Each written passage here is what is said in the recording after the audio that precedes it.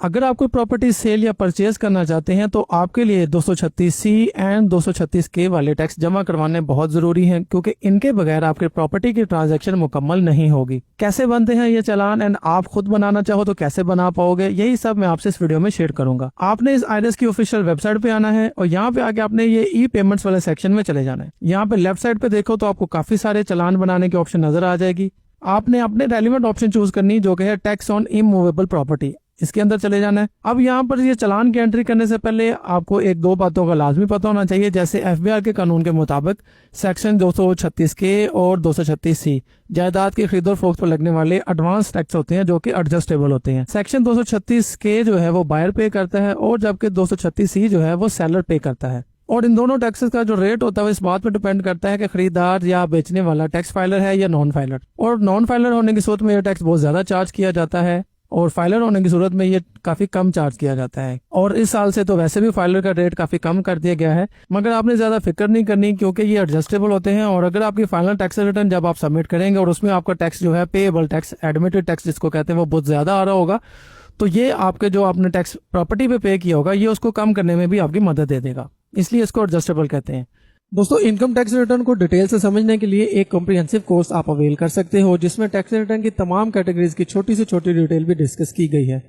Course का link video के description में मौजूद है, लाजमी चेक कीजिएगा। तो चालान को जनरेट करने के लिए सबसे पहले देखें यहाँ पे आपको एनटीएन ऑप्शन नजर आ रही होगी। ये एनटीएन कौन सा है? ये है आपके सब रजिस्ट्रार का, यानी जिस इलाके में, जिस सिटी में आप इस प्रॉपर्टी की खरीद और फरोख्त करेंगे तो उसके वहाँ का जो रेलिवेंट सब रजिस्ट्रार होगा उसका एक एनटीएन नंबर होता है, जिसको आप यहाँ पे लिखेंगे तब ये सारा फॉर्म जो है उसके अंडर जनरेट होगा। यानी ये एनटीएन गलत होने की सूरत में आपका चालान भी गलत हो जाएगा। लिहाजा आपने अपना जो रेलिवेंट सब रजिस्ट्रार है उसका नंबर ही यहाँ पे लिखना है। और ये आपको ऑनलाइन भी मिल जाता है, या आपने FBR ऑफिस से ले लें जाके, या कचहरी में जाके जो रजिस्ट्रार ऑफिस बने हुए वहाँ से भी आप पता कर सकते हो। ज़्यादातर ये कचहरी में मौजूद मुंशी होते हैं या जो क्लर्क हजरात होती हैं उनको भी पता होता है, या वहाँ से भी ले सकते हैं। लिहाजा इसको हासिल करना कोई इतना मुश्किल नहीं है। तो सबसे पहले आपने यहाँ पे वो एनटीएन नंबर ही ऐड करना है अपने रेलिवेंट सब रजिस्ट्रार का। एंटर करने के बाद आपने इसको सर्च करना है, तो यहाँ पे उसका नाम आ जाएगा, आपको पता चल जाएगा वाकई वो जो मैंने नंबर एंटर किया वो बिल्कुल ठीक है।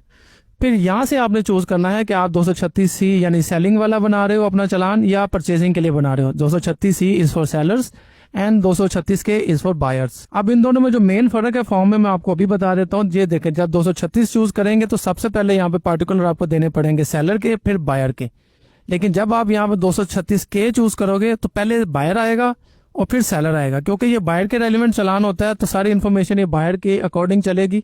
और 236C क्योंकि सेलर के लिए होता है तो ये उस हिसाब से चलेगा। तो बस ये दो ही डिफरेंस है, तो ये बस यही डिफरेंस है, बाकी इसमें कोई फर्क नहीं आएगा। बाकी सब कुछ जैसे मैं आपको बताऊंगा वैसे ही है। तो यहाँ पे सबसे पहले आपने बताना है कि आप रेजिडेंट हैं या नॉन रेजिडेंट। नॉन रेजिडेंट के लिए क्योंकि वैसे भी बड़े बेनिफिट है ये इस चालान के अंदर, कैसे वो आगे चल के आपको बताता हूँ। फिलहाल हम इसको रेजिडेंट चूज करते हैं। यहाँ पर रजिस्ट्रेशन टाइप में बताना है NIC नंबर और आगे आपने अपना NIC नंबर। उसके बाद यहाँ पे ये कैप्चा एंटर करेंगे तो वो इस सेलर की इन्फॉर्मेशन को यहाँ पे नीचे फेच करके ले आएगा। जैसे सर्च किया तो ये देखिए इन्फॉर्मेशन आ गई। अब नेक्स्ट यहाँ पे आपने परसेंटेज ऑफ शेयर लिखना है, यानी ये जो प्रॉपर्टी आप सेल कर रहे हो इसमें आपका शेयर कितने % है। तो हमारा यहाँ पे बनता है 100%, हम ये लिखेंगे। इसके बाद आपने यहाँ से नेक्स्ट का बटन दबाना है। अब नेक्स्ट आ गया बायर। आपने पार्टिकुलर्स ऑफ बायर लिखने हैं आपने, जिसको आप ये सेल कर रहे हो, तो वो भी रेजिडेंट है नॉन रेजिडेंट आपने वो चूज करना है। उसका भी NIC नंबर आ जाएगा और यहाँ पे आप जब उसका NIC नंबर पूरा लिखेंगे तो वो उसके रेलिवेंट इन्फॉर्मेशन भी यहाँ पे फेच करके ले आएगा जब आप ये कोड कंप्लीट करेंगे। तो ये देखिए उसका नाम भी आ गया। अब वो परसेंटेज पूरी खरीद रहा है, ये वो एक बायर है या दो बायर है, उस हिसाब से होगा। यानी अगर वो इंडिविजुअल पर्सन है जो खरीद रहा है फिर 100% आएगा। अगर वो 50% यानी दो बायर्स हैं जो खरीद रहे हैं तो एक 50% आएगा। यहाँ से आप उसको सिलेक्ट कर लोगे कि वो ओनर ही है तो उसको आप ऐड कर देंगे 50%। अब मजीद दूसरे 50% के लिए आप दूसरे बायर का डाटा भी यहाँ पे ऐड करेंगे। अगर वो अकेला ही बंदा 100% ले रहा है तो फिर आप इसको ऐसे ही छोड़ देंगे। इसको आप एडिट करें और यहाँ पे इसको 100% लिख दें। और लिखने के बाद जब आप इसको अपडेट करेंगे तो ये देखें नीचे ये 100% अपडेट हो गया। यानी ये एक ही बायर है, आप एक ही सेलर है, वो एक ही बायर है, तो ये आपका कंप्लीट हो गया यहाँ पे। अब यहाँ से आपने दोबारा नेक्स्ट करना है। अब यहाँ पे आपने प्रॉपर्टी की डिटेल बतानी है कि वो कमर्शियल है, रेजिडेंशियल, एग्रीकल्चर, जो भी आपके रेलिवेंट होगी आपने उसको चूज करना है।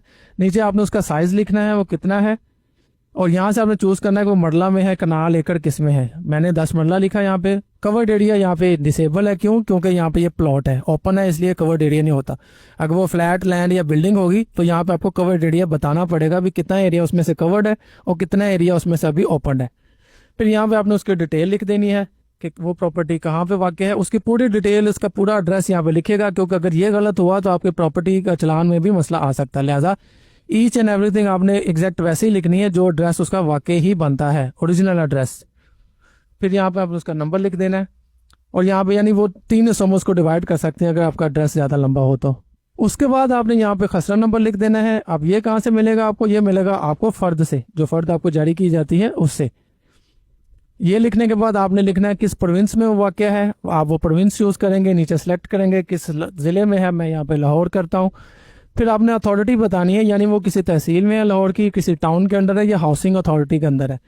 ज़्यादातर क्योंकि मैं ये एक टाउन के लिए बना रहा हूँ, अजीज़ भट्टी टाउन का ये है जिसके लिए बना रहा हूँ, तो मैं ये टाउन चूज़ करूँगा। आपके रेलिवेंट जो होगा आपने वही चूज़ करना है, कोई मिस्टेक नहीं करनी, इसलिए मैंने आपको तीनों बता दिए।